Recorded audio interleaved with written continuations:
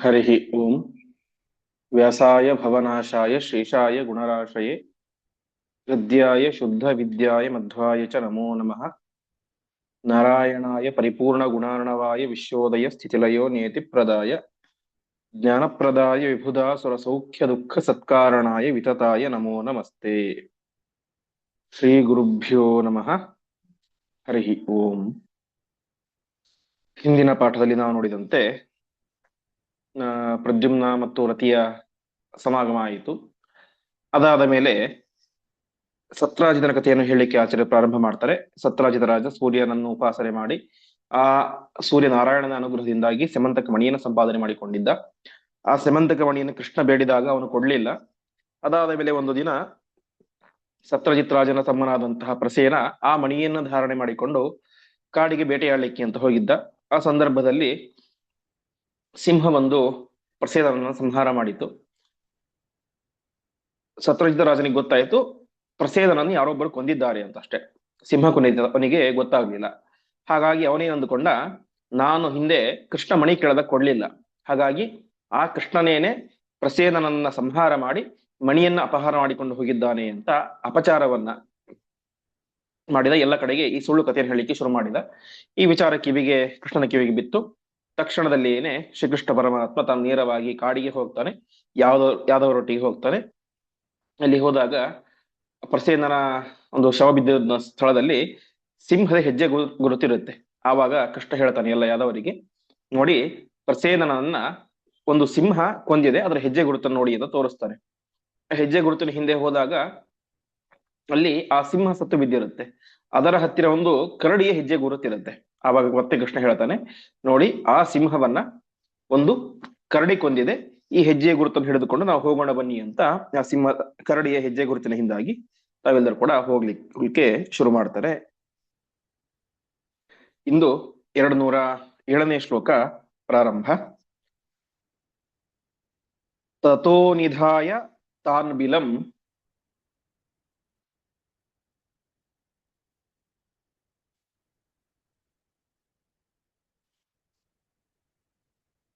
ಸಜಾಂಬವತ್ ಪರಿಗ್ರಹಂ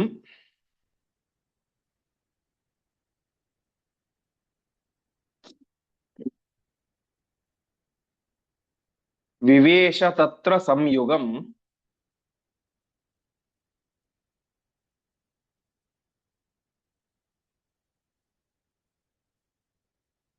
ಬಭೂವ ತೇನ ಚೇಷಿತುಃ.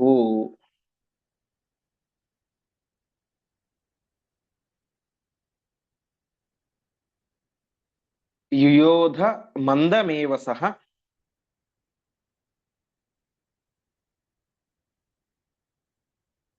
ಪ್ರಭುಸ್ವಭಕ್ತ ಇತ್ಯಜಃ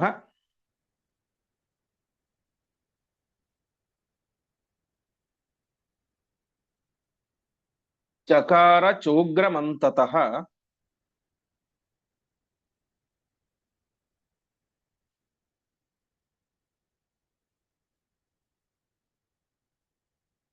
ಪ್ರಕಾಶಯನ್ ಸ್ವಮಸ್ಯಹಿ.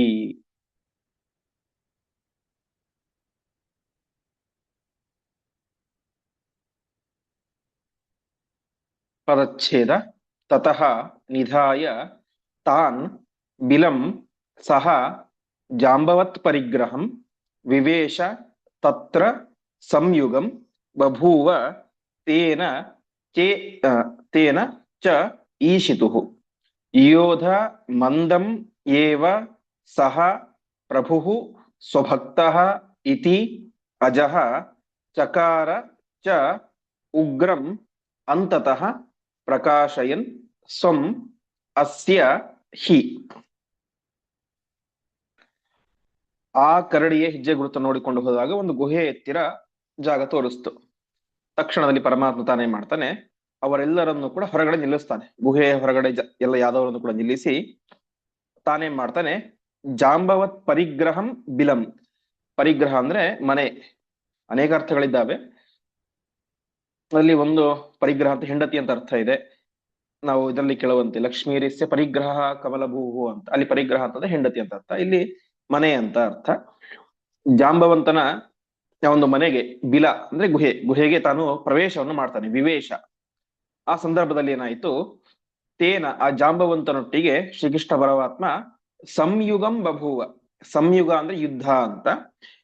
ಜಾಂಬವಂತನ ಗುಹೆಯನ್ನು ಪ್ರವೇಶ ಮಾಡಿದಾಗ ಮುಂದೆ ಅಲ್ಲಿ ಏನಾಯ್ತು, ಜಾಂಬವಂತನಿಗೂ ಮತ್ತು ಶ್ರೀಕೃಷ್ಣ ಪರಮಾತ್ಮನಿಗೂ ಯುದ್ಧ ಎಂಬುದು ಪ್ರಾರಂಭ ಆಯಿತು.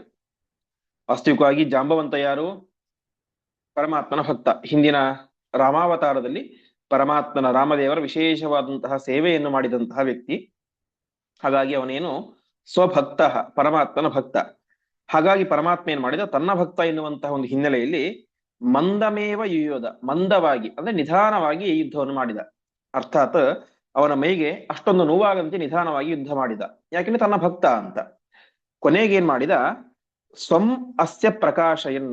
ಸ್ವಂ ಅಂದ್ರೆ ತನ್ನದ್ದು ಅಂತ. ಅರ್ಥಾತ್ ತನ್ನ ನಿಜವಾದಂತ ಸ್ವರೂಪ ಏನು, ತಾನು ಸಾಕ್ಷಾತ್ ನಾರಾಯಣ ರಾಮ ಎನ್ನುವಂತ ತನ್ನ ಸ್ವರೂಪವನ್ನ ಅವನಿಗೆ ತೋರಿಸಬೇಕು. ಯಾಕಂದ್ರೆ ಜಾಂಬವಂತನಿಗೆ ಗೊತ್ತಿಲ್ಲ ಕೃಷ್ಣ ಮತ್ತು ರಾಮ ಇಬ್ಬರು ಒಂದೇ ಅಂತ, ಕೃಷ್ಣ ಪರಮಾತ್ಮ ಅಂತ ಗೊತ್ತಿಲ್ಲ. ಹಾಗಾಗಿ ತನ್ನ ಸ್ವರೂಪವನ್ನ ತನ್ನ ಭಕ್ತನಾದಂತಹ ಜಾಂಬವಂತನಿಗೆ ಪ್ರಕಾಶ ಏನು ತೋರಿಸಬೇಕು. ಹಾಗಾಗಿ ಏನ್ ಮಾಡಿದ, ಅಂತತಃ ಅಂದ್ರೆ ಕೊನೆಗೆ ಉಗ್ರಂ ಚಕಾರ, ಸ್ವಲ್ಪ ಜೋರಾಗಿ ಯುದ್ಧವನ್ನು ಮಾಡ್ತಾನೆ. ಪ್ರಾರಂಭದಲ್ಲಿ ನಿಧಾನವಾಗಿ ಯುದ್ಧ ಮಾಡಿದ. ಅಷ್ಟು ಯುದ್ಧ ನಿಧಾನವಾಗಿ ಮಾಡಿದರೂ ಕೂಡ ಅವನಿಗೆ ಗೊತ್ತಾಗ್ಲಿಲ್ಲ ನನ್ನ ಮೇಲೆ ಅನುಗ್ರಹ ಮಾಡ್ಲಿಕ್ಕೆ ಅಂತ ಕೃಷ್ಣ ನಿಧಾನವಾಗಿ ಯುದ್ಧವನ್ನು ಮಾಡ್ತಾ ಇದ್ದಾನೆ, ಸಾಕ್ಷಾತ್ ಪರಮಾತ್ಮ ಗೊತ್ತಾಗ್ಲಿಲ್ಲ. ಹಾಗಾಗಿ ತನ್ನ ನಿಜವಾದಂತಹ ಸ್ವರೂಪವನ್ನ ತೋರಿಸಬೇಕು ಅಂತ ಕೃಷ್ಣ ತಾನು ಕೊನೆಗೆ ಜೋರಾಗಿ ಯುದ್ಧವನ್ನು ಮಾಡಲಿಕ್ಕೆ ಶುರು ಮಾಡಿದ. ಸಮುಷ್ಟಿ ಪಿಷ್ಟ ವಿಗ್ರಹೋ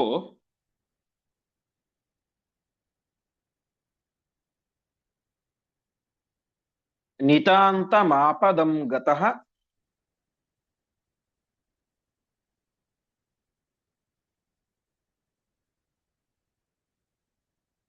ಜಗಾಮ ಚೇತಸಾರಣಂ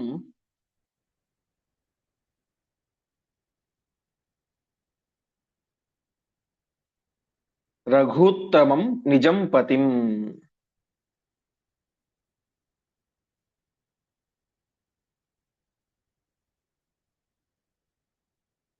ಸ್ಮೃತಿಂ ಗತೆ ತು ರಾಘವೇ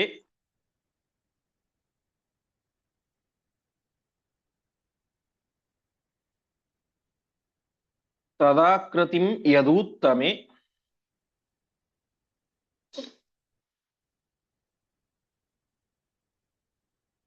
ಸಮಸ್ತ ಭೇದವರ್ಜಿತಾಂ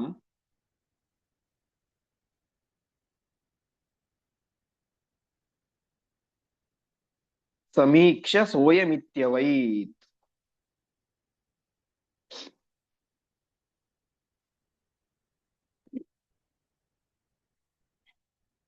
ಅವಚ್ಛೇದ.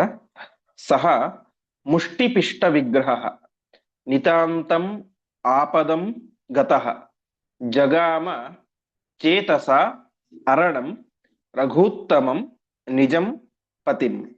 ಸ್ಮೃತಿಂ ಗತೆ ತು ರಾಘವೇ ತದಾಕೃತಿಂ ಯದೂತ್ತಮೆ ಸಮಸ್ತ ಭೇದ ವರ್ಜಿತಾಂ ಸಮೀಕ್ಷ ಸಹ ಅಯಂ ಇತಿ ಅವೈತ್. ಪರಮಾತ್ಮ ಜೋರಾಗಿ ಯುದ್ಧ ಮಾಡಿ ಶುರು ಮಾಡಿದ. ಆ ಪರಮಾತ್ಮನ ಮುಷ್ಟಿಪಿಷ್ಟ ವಿಗ್ರಹ, ಮುಷ್ಟಿಯಿಂದಾಗಿ ಆ ಜಾಂಬವಂತನ ಮೈ ಏನಾಯಿತು, ಪಿಷ್ಟ ಅಂದ್ರೆ ತುಂಬಾ ನೋವನ್ನು ಅನುಭವಿಸಿತು. ಪಿಷ್ಟ ಅಂದ್ರೆ ಹಿಟ್ಟಾಗೋದು, ಅರ್ಥಾತ್ ಹಣ್ಣಾಗಿ ಬಿಟ್ಟ. ಶ್ರೀಕೃಷ್ಣ ಪರಮಾತ್ಮನ ಮುಷ್ಟಿ ಏಟಿನಿಂದಾಗಿ ಮೈಯೆಲ್ಲ ಹಣ್ಣಾಗಿ ಹೋಗ್ಬಿಡ್ತು. ಪುಷ್ಟ ವಿಗ್ರಹ ನಿತಾಂತಂ ಆಪದಂ ಗತಃ, ಕೊನೆಗೆ ತನಗೆ ತಾನಿನ್ನು ಉಳಿಯೋದೇ ಇಲ್ಲ ಅನ್ನುವಂತಹ ಆಪತ್ತಿನ ಸ್ಥಿತಿಗೆ ಅವನು ತಲುಪಿದ. ಅಂತಹ ಸಂದರ್ಭ ಬಂದಾಗ, ಕಷ್ಟದ ಸಂದರ್ಭ ಬಂದಾಗ ಅವನೇನಾಯ್ತು, ನಿಜಂ ಪತಿಂ ರಘುತ್ತಮಂ, ತನ್ನ ಒಡೆಯನಾದಂತಹ ರಘುತ್ತಮನನ್ನ, ರಘುವಂಶದಲ್ಲಿ ಬಂದಂತಹ ರಾಮಚಂದ್ರ ದೇವರನ್ನ ಚೇತಸ ಅರಣಂ ಜಗಾಮ. ಚೇತಸ ಅಂತಂದ್ರೆ ಮನಸ್ಸು, ಚೇತ ಅಂತಂದ್ರೆ ಮನಸ್ಸು, ಮನಸ್ಸಿನಲ್ಲಿ ಪರಮಾತ್ಮನನ್ನ ಅರಣ ಅಂದ್ರೆ ಶರಣಾಗತರಾಗೋದು. ಪರಮಾತ್ಮ ನನ್ನನ್ನು ರಕ್ಷಣೆ ಮಾಡುವಂತ ತನ್ನ ಒಡೆಯನಾದಂತಹ ರಾಮಚಂದ್ರ ದೇವರನ್ನ ಅವನು ಸ್ಮರಣೆ ಮಾಡಿದ, ಶರಣಾಗತನಾದ.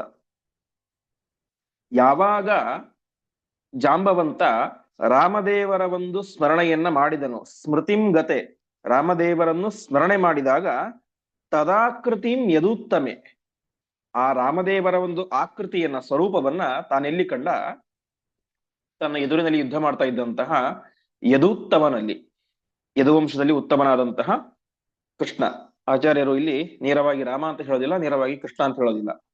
ರಾಮ ಅಂತ ಹೇಳ್ಬೇಕಾದ್ರೆ ರಘುತ್ತಮ ಅಂತ ಹೇಳ್ತಾರೆ, ರಘುವಂಶದಲ್ಲಿ ಶ್ರೇಷ್ಠನಾದಂಥವನು ಅಂತ. ಕೃಷ್ಣ ಅಂತ ಹೇಳ್ಬೇಕಾದ್ರೆ ಯದೂತ್ತಮ ಅಂತ ಹೇಳ್ತಾರೆ. ಹೀಗೆ ಕೃಷ್ಣನಲ್ಲಿ ಆ ದಿವ್ಯವಾದಂತಹ ರಾಮನ ಆಕೃತಿಯನ್ನ ಕಂಡ. ಯಾಕೆ ಅಂತಂದ್ರೆ ಪರಮಾತ್ಮನ ಸ್ವರೂಪಗಳು ಎಂತಹದ್ದು, ಸಮಸ್ತ ಭೇದ ವರ್ಜಿತಾಂ. ಪರಮಾತ್ಮನ ಯಾವ ರೂಪಗಳಲ್ಲಿ ಕೂಡ ಭೇದ ಅನ್ನೋದಿಲ್ಲ.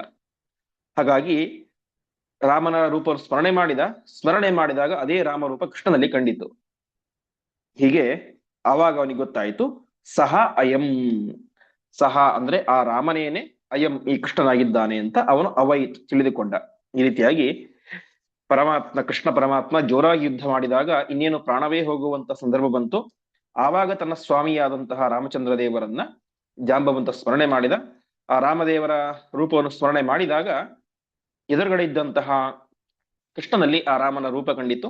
ಆವಾಗ ಗೊತ್ತಾಯಿತು, ನಾನು ಇಷ್ಟು ಹೊತ್ತು ಯುದ್ಧ ಮಾಡಿದ್ದು, ನಾನು ಇಷ್ಟು ಹೊತ್ತು ಹೊಡೆದದ್ದು ಯಾರಿಗೆ, ನನ್ನ ಸ್ವಾಮಿಯಾದಂತಹ ರಾಮಚಂದ್ರನಿಗೇನೆ ಎನ್ನುವಂತಹ ಒಂದು ಬುದ್ಧಿ ಜಾಂಬವಂತನಿಗೆ ಬಂತು. ಮುಂದೆ ತತಕ್ಷಮಾಪಯನ್ ಸುತಾಂ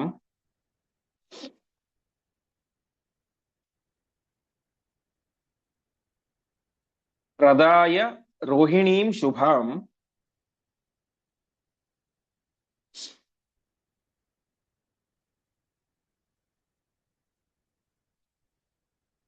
ಮಣಿಂ ಚ ತಂ ನುನಾವ ಸಹ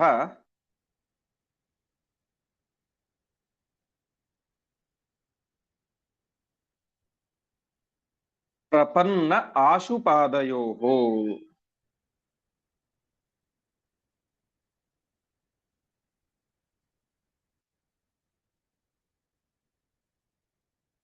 ವಿಧಾಯ ಚಕ್ರಧಾರಿತಂ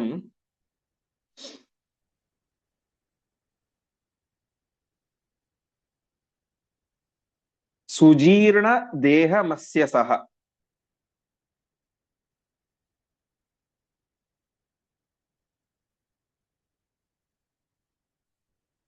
ಯುವಾನಮಾಶು ಕೇಶವಃ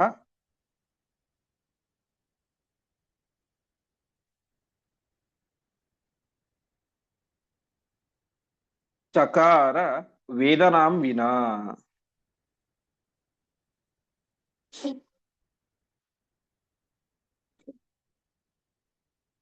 ಪದಚ್ಛೇದ. ತತಃ ಕ್ಷಮಾಪಯನ್ ಸುತಾಂ ಪ್ರದಾಯ ರೋಹಿಣೀಂ ಶುಭಾಂ ಮಣಿಂ ಚ ತಂ ನುನಾವ ಸಹ ಪ್ರಪನ್ನಃ ಆಶು ಪಾದಯೋಃ ವಿಧಾಯ ಚಕ್ರಧಾರಿತಂ ಸುಜೀರ್ಣದೇಹಂ ಅಸ್ಯ ಸಹ ಯುವಾನಂ ಆಶು ಕೇಶವಃ ಚಕಾರ ವೇದನಾಂ ವಿನಾ. ಯಾವಾಗ ಪರಮಾತ್ಮನೇ ಈ ಕೃಷ್ಣ, ರಾಮನೇ ಈ ಕೃಷ್ಣ, ಕೃಷ್ಣರಾಮರಿಬ್ಬರು ಒಂದೇ ಎನ್ನುವಂತಹ ಜ್ಞಾನ ಜಾಂಬವಂತನಿಗೆ ಬಂತು, ತಕ್ಷಣದಲ್ಲಿ ಕ್ಷಮಾಪಯನ್ ಪರಮಾತ್ಮನ ಪಾದಕ್ಕೆ ಬಿದ್ದು ತಾನು ಕ್ಷಮಾಪಣೆಯನ್ನ ಕೇಳ್ತಾನೆ. ಅಷ್ಟು ಮಾತ್ರ ಅಲ್ಲ, ತಾನು ಮಾಡಿದ ಆ ತಪ್ಪಿಗೆ ಪ್ರಾಯಶ್ಚಿತ್ತವಾಗಿ ಶುಭ ಮಂಗಳ ಸ್ವರೂಪಿಯಾದಂತಹ ತನ್ನ ಮಗಳಾದಂತಹ ಸುತ ಮಗಳಾದಂತಹ ರೋಹಿಣೀಂ ಪ್ರದಾಯ, ರೋಹಿಣಿಯನ್ನ ಶ್ರೀಕೃಷ್ಣ ಪರಮಾತ್ಮನಿಗೆ ಕೊಟ್ಟು ಮದುವೆ ಸಮರ್ಪಣೆಯನ್ನು ಮಾಡ್ತಾನೆ. ತಂಚ ನುನಾಭ, ವಿಶೇಷವಾಗಿ ಪರಮಾತ್ಮನ ಸ್ತೋತ್ರವನ್ನು ಮಾಡ್ತಾನೆ. ಹೀಗೆ ಪ್ರಪನ್ನ ಆಶುಪಾದಯೋ, ಪಾದಗಳಲ್ಲಿ ಬಿದ್ದು ಕ್ಷಮೆಯನ್ನು ಕೇಳಿ ತನ್ನ ಮಗಳಾದಂತಹ ರೋಹಿಣಿಯನ್ನ ತಾನೇನ್ ಮಾಡಿದ, ಪರಮಾತ್ಮನಿಗೆ ಕೊಟ್ಟ. ಮತ್ತೇನಾಗಿತ್ತು, ಮಣಿಂಚ, ಆ ಸಿಂಹವನ್ನ ಜಾಂಬವಂತ ಕೊಂದು ಮಣಿಯನ್ನು ತೆಗೆದುಕೊಂಡು ಬಂದಿದ್ದ. ಅರ್ಥಾತ್ ಸಿಂಹವನ್ನು ಕೊಂದಂತಹ ಕರಡಿ ಜಾಂಬವಂತ.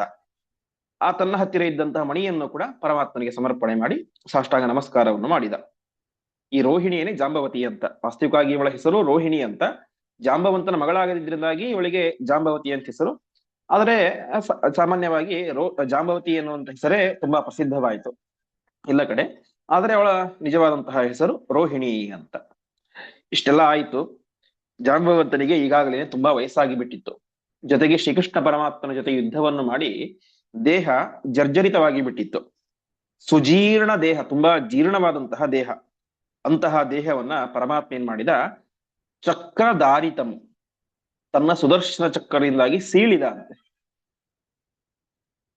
ಸೀಳಿದ ಅಂತಂದ್ರೆ ಭಾರಿ ನೋವಾಯ್ತಾ ಪಾಪ ಜಾಂಬವಂತನಿಗೆ ಅಂತಂದ್ರೆ, ವೇದನಾಂ ವಿನ, ಸ್ವಲ್ಪವೂ ನೋವಾಗದಂತೆ ಆ ಜೀರ್ಣವಾದಂತಹ ದೇಹವನ್ನ ಸೀಳಿ ಅವನನ್ನ ಏನ್ ಮಾಡಿದ, ಯುವಾನಂ ಆಶು ಚಕಾರ, ಒಳ್ಳೆ ತಾರುಣ್ಯವನ್ನ ಅವನಿಗೆ ಕೊಟ್ಟ ಅಂತ. ಹೀಗೆ ತನ್ನೊಟ್ಟಿಗೆ ಯುದ್ಧ ಮಾಡಿದಂತಹ ತನ್ನ ಭಕ್ತನಾದಂತಹ ತನಗೆ ತನ್ನ ಮಗಳನ್ನೇ ಸಮರ್ಪಣೆ ಮಾಡಿದಂತಹ ಆ ಜಾಂಬವಂತನಿಗೆ ಪರಮಾತ್ಮ ವಿಶೇಷವಾದಂತಹ ಅನುಗ್ರಹವನ್ನು ಮಾಡಿ ತಾನೇ ಮಾಡಿದ ನವ ತಾರುಣ್ಯವನ್ನ ಅವನಿಗೆ ಕೊಡ್ತಾ ಇದ್ದಾನೆ. ಮುಂದೆ ವಿಧಾಯ ಭಕ್ತವಾಂಛಿತಂ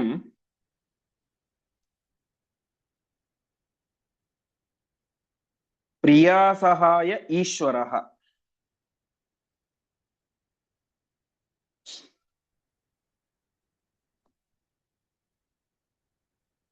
ಪ್ರಗೃಹ್ಯ ತಂ ಮಹಾಮಣಿಂ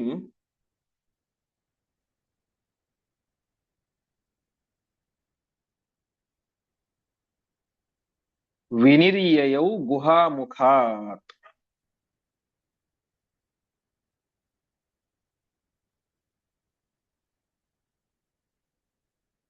ಗುಹಾಂ ಪ್ರವಿಷ್ಟಮೀಶ್ವರಂ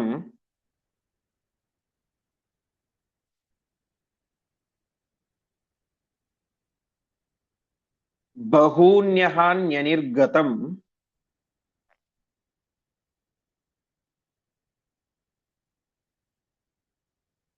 ಪ್ರತೀಕ್ಷ್ಯ ಯಾದವಾಸ್ತುಯೇ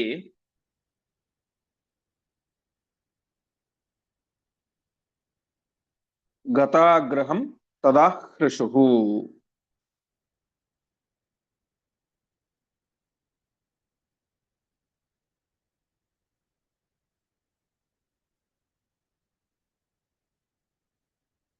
ಪದಚ್ಛೇದ ವಿಧಾಯ ಭಕ್ತವಾಂಛಿತಂ ಪ್ರಿಯಾಸಹಾಯಃ ಈಶ್ವರಃ ಪ್ರಗೃಹ್ಯ ತಂ ಮಹಾಮಣಿಂ ವಿನಿರ್ಯಯೌ ಗುಹಾಮುಖಾತ್.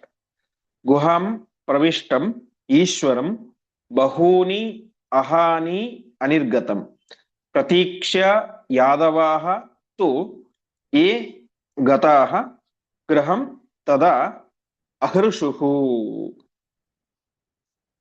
ಹೀಗೆ ಭಕ್ತ ವಾಂಛಿತ ಅಂದ್ರೆ ಪರಮಾತ್ಮನ ಹತ್ತಿರ ಜಾಂಬವಂತ ತನ್ನ ವಾಂಛಿತವನ್ನ ಬೇಡಿಕೆಯನ್ನ ಇಟ್ಟ, ದಯವಿಟ್ಟು ನನಗೆ ಜೀರ್ಣವಾದಂತಹ ಶರೀರವನ್ನು ಕಳೆದು ಒಳ್ಳೆ ದೇಹವನ್ನು ಕೊಡುವಂತ ತನ್ನ ಪ್ರಾರ್ಥನೆಯನ್ನು ಮಾಡಿ ಇಟ್ಟಿದ್ದ.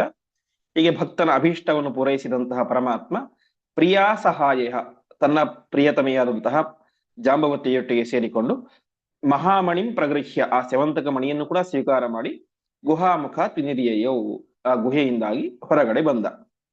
ಗುಹಾಂ ಪ್ರವಿಷ್ಟಂ ಈಶ್ವರಂ, ಇಲ್ಲಿ ಏನಾಗಿತ್ತು, ಯಾದವರು ಹಿಂದೆ ಬಂದಿದ್ರು, ಅವರ ಜೊತೆಗೆ ಬಂದಿದ್ರು, ಗುಹೆಯ ಹೊರಗಡೆ ನಿಂತಿದ್ರು.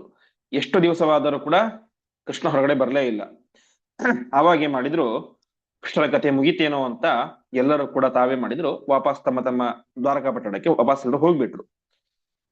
ಅಂದ್ರೆ ಹಿಂದೆ ನಾವು ನೋಡಿದಂತೆ ಪರಮಾತ್ಮ ಅನೇಕ ಸಲ ಹೇಳಿದ್ದಾನೆ, ನಾನು ಪರಮಾತ್ಮ, ನಾನು ಸರ್ವೋತ್ತಮ, ನಾನು ಸರ್ವೋತ್ತಮ ಅಂತ. ಇಷ್ಟೆಲ್ಲಾ ಸಂದರ್ಭಗಳಲ್ಲಿ ಪರಮಾತ್ಮ ಅಂತ ಹೇಳಿದ್ದರೂ ಕೂಡ ಆ ಬುದ್ಧಿ ದೃಢವಾಗಿ ಇರಲ್ಲ. ಹಾಗಾಗಿ ಅನೇಕ ದಿವಸಗಳಾದ ಮೇಲೆ ತಾವೆಲ್ಲರೂ ಕೂಡ ವಾಪಸ್ ಹೋಗ್ಬಿಟ್ರು, ಕೃಷ್ಣನಿಗೇನೋ ಆಪತ್ತಾಯಿತು ಅಂತ.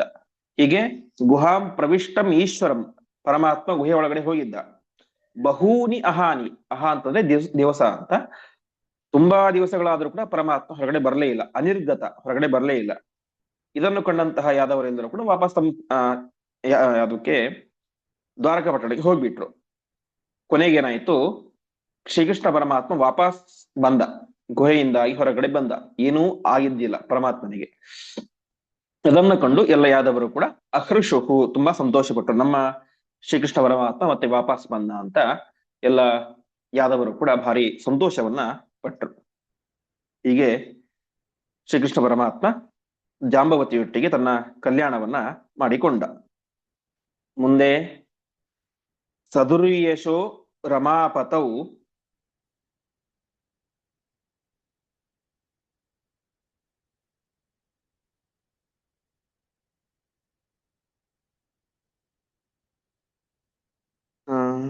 ಒಂದ್ ನಿಮಿಷ,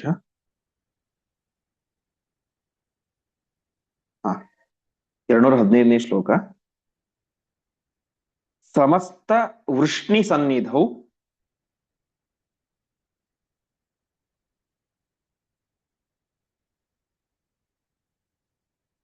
ಯದೂತ್ತಮಃ ಸ್ಯಮಂತಕಂ.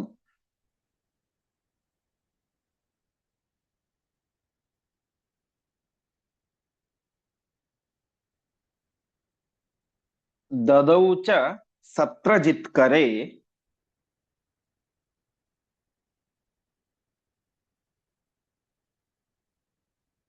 ಸವಿಚ್ಛವಿಃ ಬಭೂವಃ.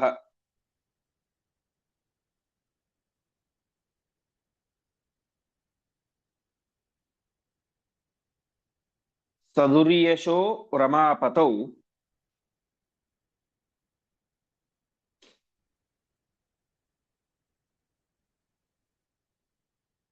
ಅನೂಚ್ಯ ಮಿಥ್ಯಯ ತಪನ್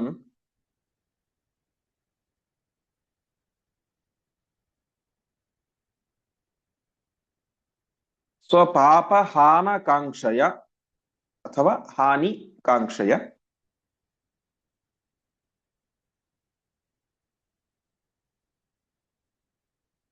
ದದೌ ಸುತಾಂ ಜನಾರ್ದನೆ.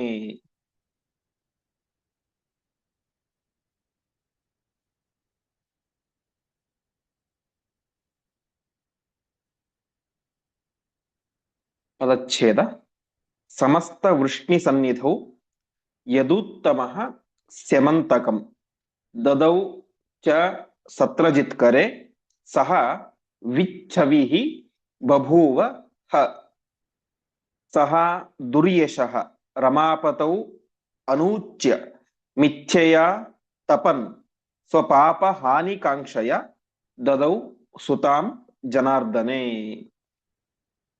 ತಕ್ಷಣದಲ್ಲಿ ಪರಮಾತ್ಮ ಏನ್ ಮಾಡಿದ, ವಾಪಸ್ ಬಂದು ಸಮಸ್ತ ವೃಷ್ಣಿ ಸನ್ನಿಧವು ಎಲ್ಲ ಯಾದವರನ್ನು ಕೂಡ ಕರೆದುಕೊಂಡು ಹೋಗಿ ಅವರ ಸಮಕ್ಷಮದಲ್ಲಿಯೇನೆ ಸ್ಯಮಂತಕ ಮಣಿಯನ್ನ ಸತ್ರಜಿತ್ಕರೆ, ಆ ಸತ್ರಾಜಿತ ರಾಜನ ಕೈಯಲ್ಲಿ ತಾನು ಕೊಟ್ಟ.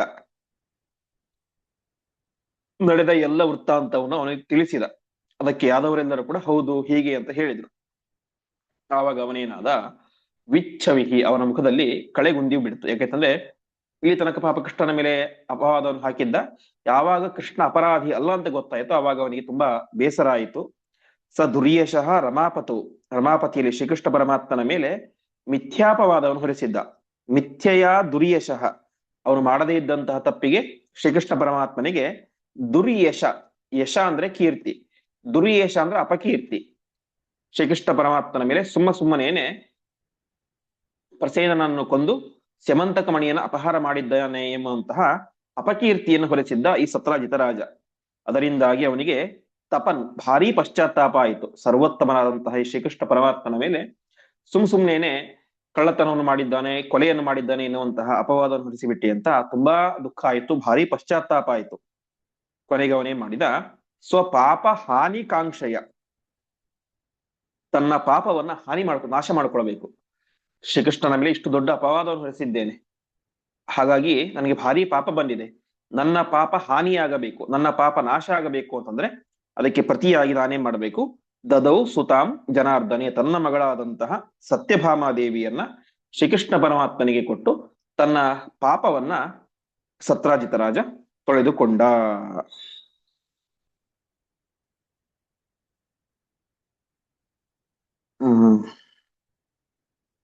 ಹೀಗೆ ಇಲ್ಲಿ ತನಕ 216 ಶ್ಲೋಕಗಳಾಗ್ತವೆ. ಮತ್ತೆ ಮುಂದೆ ಆ ಮಣಿಯ ವಿಚಾರವನ್ನೆಲ್ಲ ಆಚಾರ್ಯರು ತಿಳಿಸ್ತಾ ಹೋಗ್ತಾರೆ. ಆ ವಿಚಾರವನ್ನು ಮತ್ತೆ ನಾವು ನಾಳೆ ಮಧ್ವನವಮಿಯ ಸಂದರ್ಭದಲ್ಲಿ ನೋಡೋಣ ಎಂಬುದಾಗಿ ಹೇಳ್ತಾ ಇಂದಿನ ಪಾಠವನ್ನು